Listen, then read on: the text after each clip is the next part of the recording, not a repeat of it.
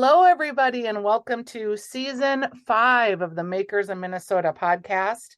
We are hundreds of episodes into the podcast and still finding great Minnesota maker stories to tell.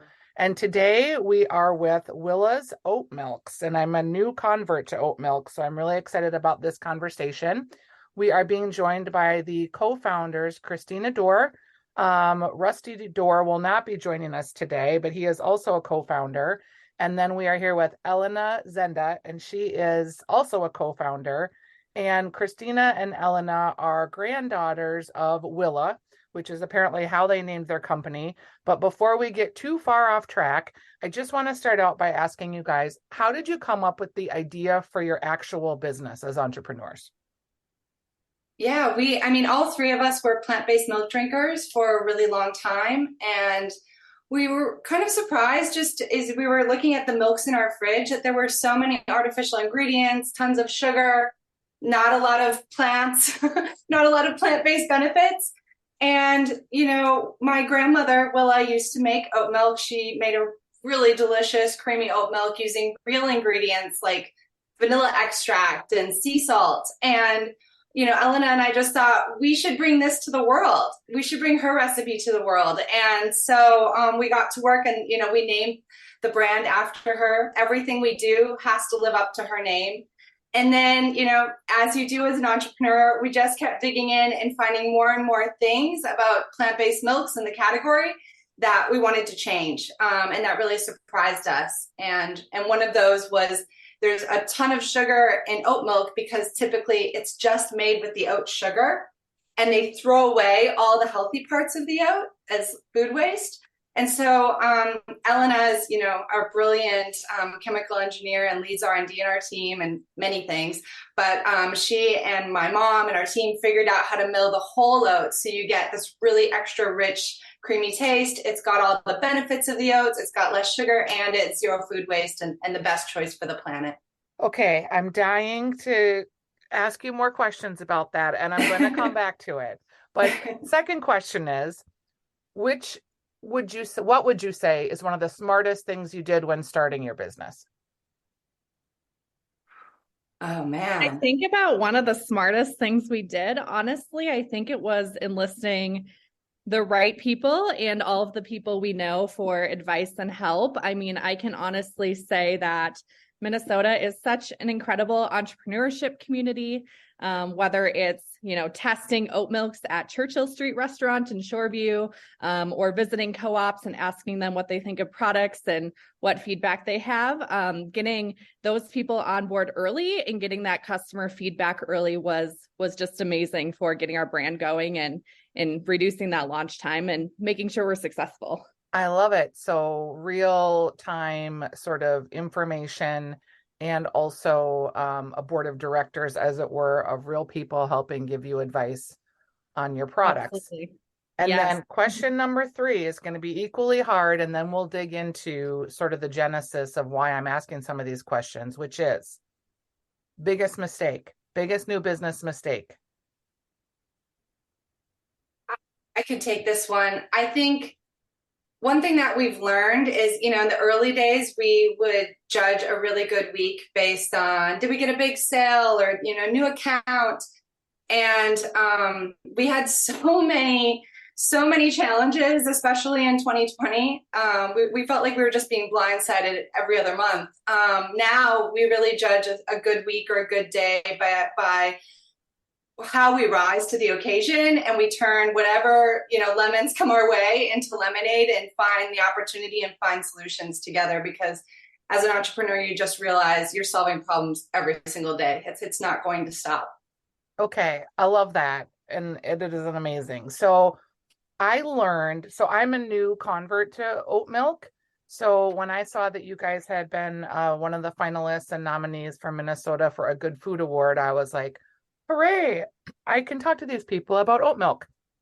Then I went on your website and I started looking about oat milk, and I realized I had thought very little of oat milk prior to drinking it, other than my doctor was like, hey, your cholesterol's a little high. Maybe you want to consider like eating some oats or drinking some oat milk. I was like, wait a second. I can just like swap out like in a latte the milk and that will be like a cholesterol benefit? She was like, yeah, it will. I was like, okay. So she had me there, but I did not realize until going through your website this whole process of making oat milk. It seems sort of organic in my mind because like I'm a grandma, right? So okay, you put some water and some oats and then you strain it off, and kind of like your grandma would make it is sort of what I thought was happening. But no, au contraire. And there's like oil in oat making too, not some of yours, but some of the others. So I just need, okay, when you were little, why was your grandma making you oat milk? Let's just start there because that had to be kind of hippy dippy. She didn't know that it had like prebiotic fiber and it was, had this like cholesterol fighting benefit, but she was super passionate about food and cooking and nutrition and health. And she instinctively knew that it was like really easy on your stomach. So she started by making it for her kids and grandkids that had an upset stomach or they couldn't handle, dairy or milk. And she was just insanely ahead of her time in many, many ways. And so then you decide that you're going to dig into this. I mean, were you surprised how, I mean, I think I want to say this right. We're in a very interesting time in the plant-based evolution, and we're sort of on the beginning stages of it, I think, from a consumer standpoint. And what people want to do in a lot of instances is lionize and demonize animals, and that's fine, but it's not necessarily the whole story because any agriculture, whether it's plants or animals, uses resources. So what I loved about your site is it seemed very straightforward in your explanation of why your oat milk is better and that you're interested in sustainability. You're interested in doing good things for the planet. So can you just walk me through a little bit how Willa's oat milk and the production of it is different than a traditional oat milk? Yeah, absolutely. It's been really interesting journey to learn more about oat milks and plant-based milks in general. And that was, like Christina said, why we started the company. So we were huge plant-based milk drinkers, really excited about the explosion in the category and realized there were things in there that we didn't know what they were. We, weren't sure what they were on the label. And then digging into the processes more, was really surprised to learn about some of the ways these things are made. So when we think about my grandma's oat milk, she was doing exactly what you were talking about. She was adding, water to oats. She would soak them. She would do some sort of blending process. And she did, we think, if we're remembering correctly, strain off some of them. We were really passionate about trying to use the whole oat for all the reasons that you mentioned. So you get all of the benefits of not just the starch and the sugar, which are the easiest parts to use, but all of those other parts that actually add all of the nutrition, we wanted those in there as well. And then also we're all really passionate about sustainability and food waste. And the earliest days of our company, when we were getting together and brainstorming what we want to be and what we want to stand for, those values were super important to us. So we take the oats, we mill the whole thing with a special proprietary milling process to make sure it's still really smooth, really creamy, and the best tasting possible. And then, our simplest product, our Willa's unsweetened, which is right from our grandma. That's just oats water. We add a tiny bit of vanilla extract and salt and mix it together and then put it in this really cool package that's sealed off for the environment so that you can enjoy it whenever you want to. So it's surprisingly difficult to keep something really simple, but that's exactly what we've set out to do. I love it. And then you have a chocolate version too, which it tastes great. Thank you. Yes, we're so excited about the chocolate version. I think in our earliest launch days and our earliest tastings, people were asking us to make a chocolate milk. And I think, even taking the category a step further, we realized that chocolate milks are really the worst in the category, often in terms of health, which as a mom kind of made me really nervous and a chocolate lover because, obviously want to be really thoughtful about what we're giving our families and putting in our own bodies. So a lot of these chocolate milks have over 20 grams of sugar per cup, which is, 5 teaspoons of sugar. And also you get into these different kind of sustainability and different social issues with chocolate, where a lot of chocolate trade is associated with some really scary things, and including child labor. So we set out to make a really healthy, great tasting chocolate milk, and found a partner with Rocca Chocolate, who makes this really delicious cacao that we use in our oat milk. And it's single origin. We know where it comes from. We're really confident in their relationships with the farmers. So that's something that we can all feel really good about. You can actually scan our package QR code and learn more if you want to about where our chocolate comes from. But we were really careful to kind of set out, let the chocolate shine. We add just a little bit of maple sugar to balance out that flavor, since chocolate is so bitter on its own. And I think it was a lot of work to get there, but for the taste and what a great product is, I think that's why we were chosen as a finalist for that Good Food Award. Were you surprised when you heard about being a finalist? Because like 2,000 companies submit, right? I mean, I think on the one hand, everybody who tries this product loves it. And, we're really proud of this partnership with Rocca, and the fact that, they work with these indigenous farmers who've been, growing cacao forever. And there's even a documentary made about them. So we knew that we had a product that was really special, but it's so competitive. It's so competitive, and to be a finalist, we're super honored. Can we talk a little bit about your backgrounds? Because I can usually tell, and we'll see if I'm right, when I'm talking with a CPG person or food producer that has some background that they've worked at General Mills. Have either of you ever worked at General Mills? No. Oh, I'm wrong for like one of the first times ever. Because you both, the packaging, the way you tell the story on the website, the way that you present the story is very CPG forward, very professional. You don't come across as hobbyists at all. Like, you are making this company and going head to head with some of these big brands. Where did you get started, and how do you have that confidence? Thank you, Stephanie. That means a lot coming from you, especially. So my background is in marketing and innovation and advertising strategy. I rose, through the ranks in my early career days and on the agency side in Minnesota, which gave me a lot of, that strong experience. And, it's amazing. That whole community is amazing in the Twin Cities. And then, Elodie, feel free to chime in on your side. Yeah, absolutely. So my background is kind of in some ways completely opposite to Christina's, which is why it's so exciting to have her as well as Rusty as a partner and meld those strengths. I studied chemical engineering and graduated with that degree, worked in agriculture and food manufacturing, which is where I learned all about it and got really excited about the idea of starting my own company and really trying to change the food system globally and in an impactful way. So a lot of experience in working in manufacturing and in co-manufacturing and formulation, which obviously really helped with Willa's. But I think, so much of the passion too, science side for me, like digging into the ingredients. But for Christina, I mean, even when we were originally talking about the story, I was so touched by her experience in working, in the ad agency world with, for example, Panera, and what she learned from that. So it's been exciting to combine our skills. So you guys, there's three of you, and Rusty, I understand, is kind of on the sales side. So you're all really uniquely positioned, as I feel like I was too in my business. There were three of us.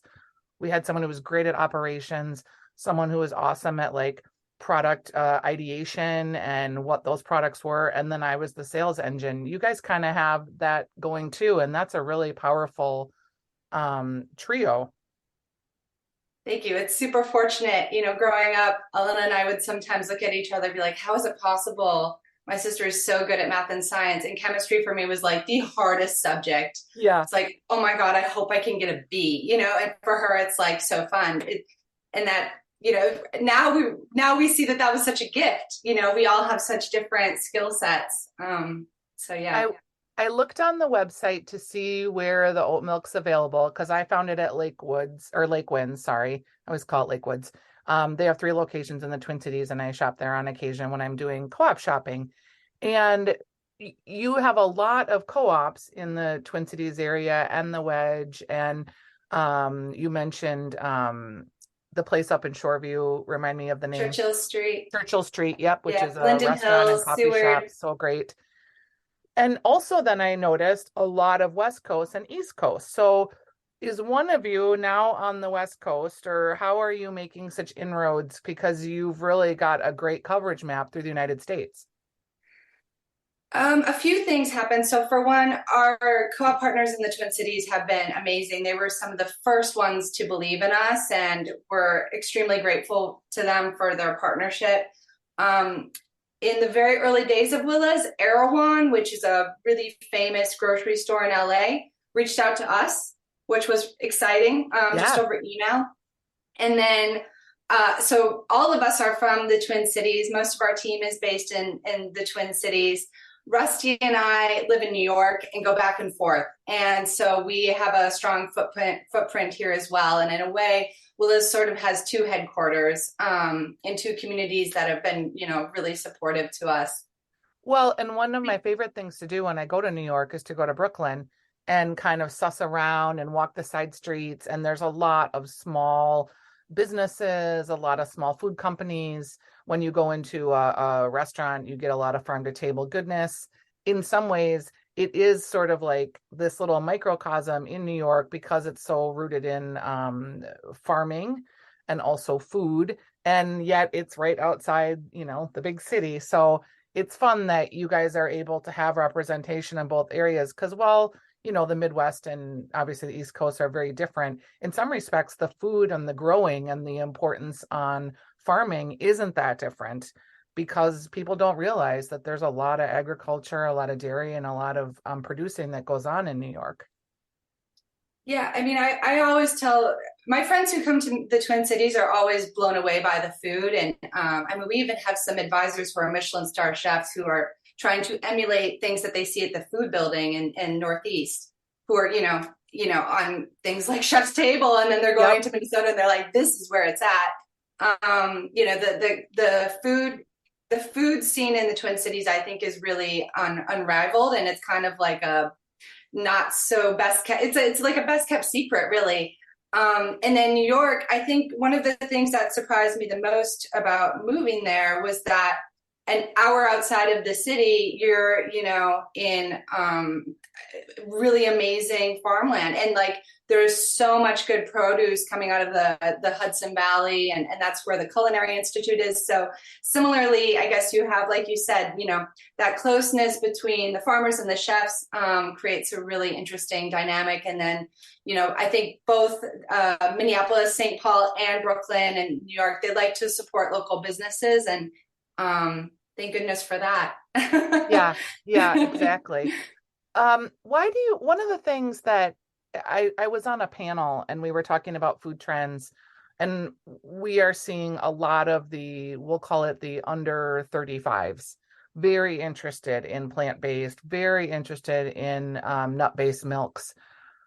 What was interesting to me was they're doing it very much for the political, not political, but the idea of promoting the health of the planet, but that their knowledge about the planet and the health of the planet was sort of shallow. So it's like they want to do the right thing, but they really didn't want to get into all the sciencey part of it. They just want to have it clear on the label.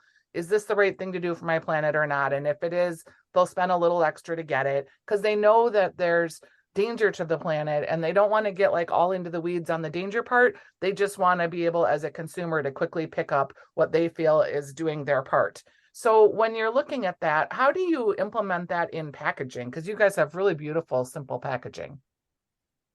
Thank you. Thank you so much. I can talk a little bit about it and then Christina, feel free to jump in. But I think that one of the things that's been so challenging is there's so many claims out there. It's really difficult for consumers to sort through. So hopefully over time, some really good, reputable certifications come. In the meantime, it's a little bit the Wild West, which makes some of that messaging really really challenging, and we want to make sure we're doing the right thing too. So for us, we really wanted to be zero waste, and be able to put that on the package super confidently as a really quick indicator for what we're doing in terms of sustainability, or one of the main things that we're doing. And I think that resonates with a lot of the groups that you're talking about. I mean, if food waste was a country, it would be the third largest after the US and China, and man-made greenhouse gas emissions. And then on top of that, which isn't even included in the food waste, organic oats are a carbon sequester. So they're pulling carbon out of the atmosphere, putting it back in the ground where it belongs as they're grown. They're also a cover crop, great for soil health. And you know, or oats in general are unfortunately one of the most sprayed crops, but trying to fit that all into a package is super challenging. So I'll let Christina talk about how we do that. Yeah, you know, sometimes I feel like packaging design is like a lesson in just editing, and tailoring. And sometimes it feels like we have an embarrassment of riches. And as a marketer, I feel like every time I look at the packaging, there are things that I want to change. But you sort of have to get used to that. You know, for us, a lot of it comes down to making sure that the things that people care about are really obvious, and then making sure that we're taking every opportunity to kind of educate on the whole oat, how we're combating food waste, and how drinking Willa's is helping to reverse climate change. When we talked about early on the biggest mistake that you guys had made,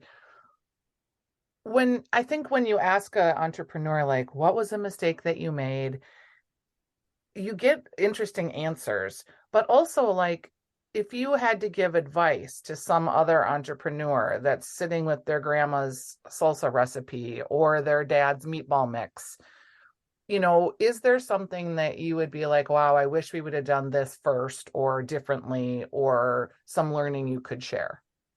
It's a loaded question, I know. I mean, our first year was so wild. There were probably 1,000 things we should have done differently.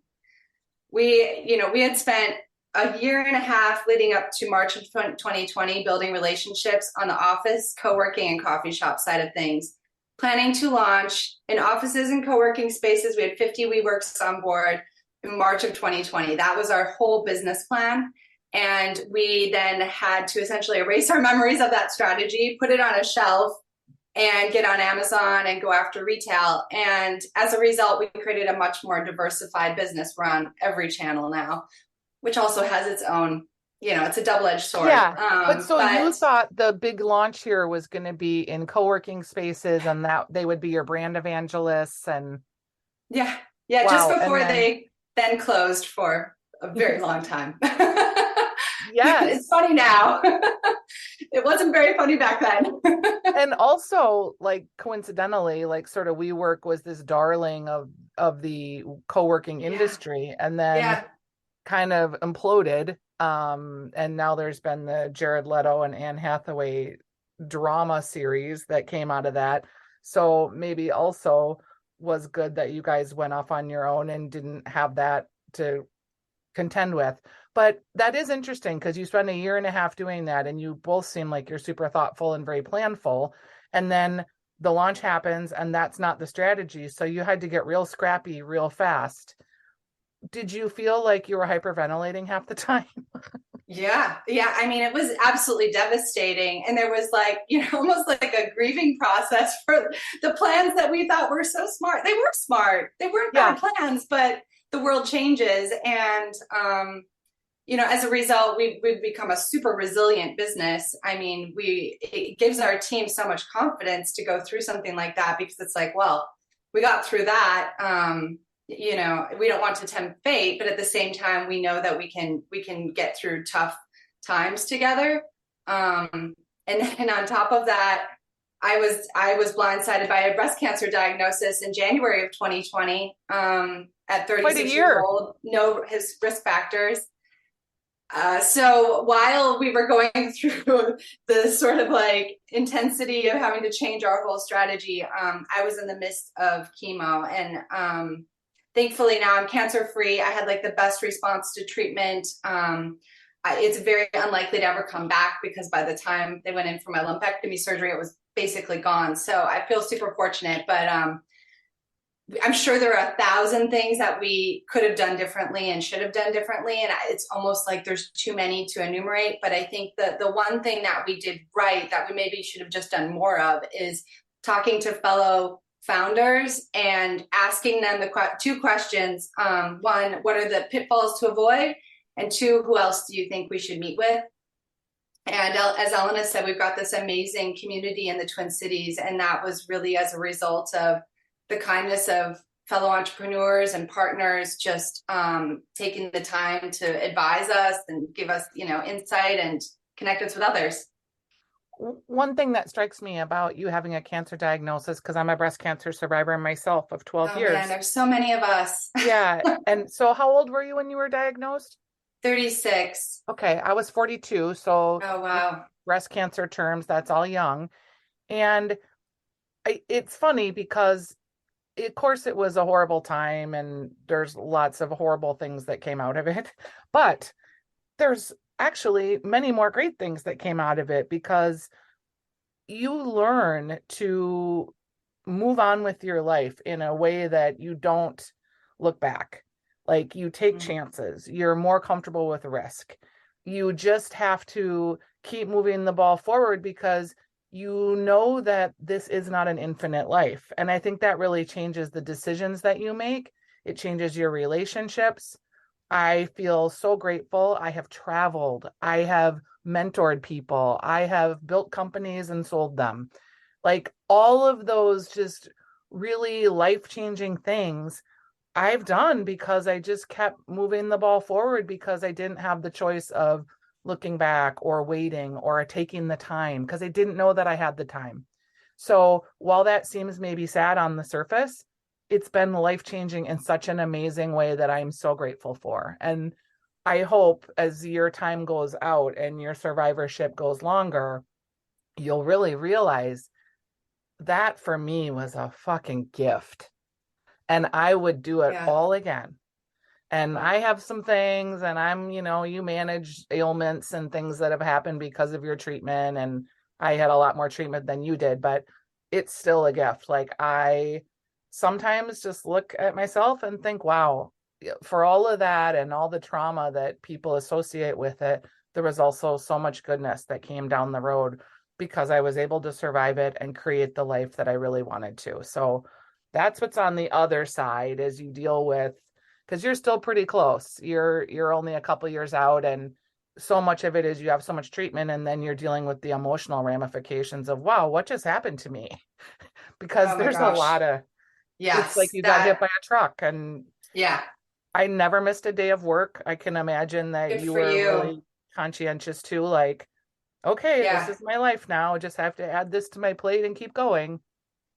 Yeah, wow, I'm so moved, and I've got like my hair standing on head and hearing you talk about that, because I feel like I'm just now kind of getting to the point where I'm feeling gratitude around it, which is very strange. But it's a process. Everything you're saying, I'm just super moved hearing it. And I think for me, working on Willa, is what I just keep thinking about is that there's no dress rehearsals in life. Like, this is it.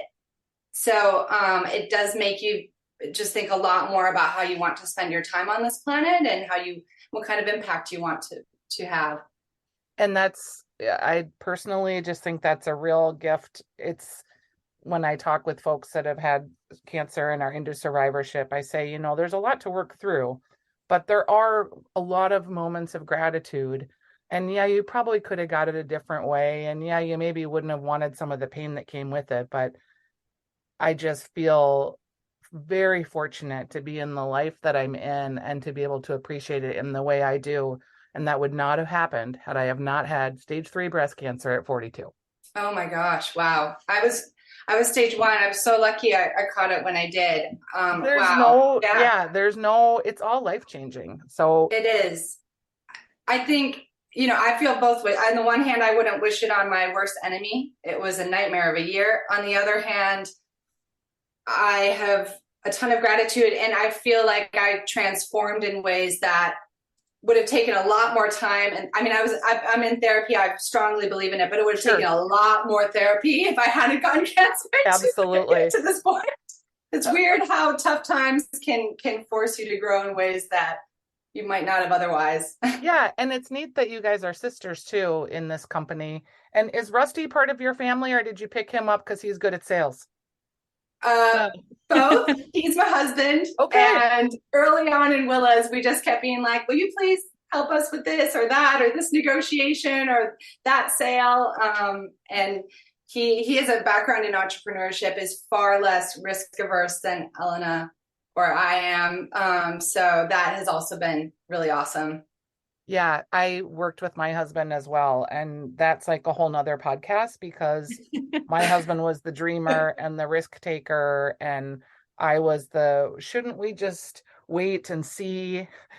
And it was a really it's challenging to be in a business relationship and then also be in a home life, trying to manage those two dichotomies, and you put your personal finances at risk. But that's a podcast for another day. You guys, I just want to let you know that the milk is amazing, truly. Like, I cannot wait to buy more, which, thank you. I just, the oat milk thing, I came to it late and I did it sort of begrudgingly because I was like, oh, it's not the best, but I've really learned to embrace it and enjoy it. And one of the things that I'm going to be experiencing this next year is I'm working more in recipe development, and I'm interested in how to like create and incorporate more nut milks into recipes that we utilize, and more in baking, and just because you get such a different flavor profile, which I feel like is really great for baking in particular. So I'm looking forward to continuing using your products. Thanks for being on the podcast. I appreciate it. Thank you for having us. Thank you so much. Have a great day. You too. Bye.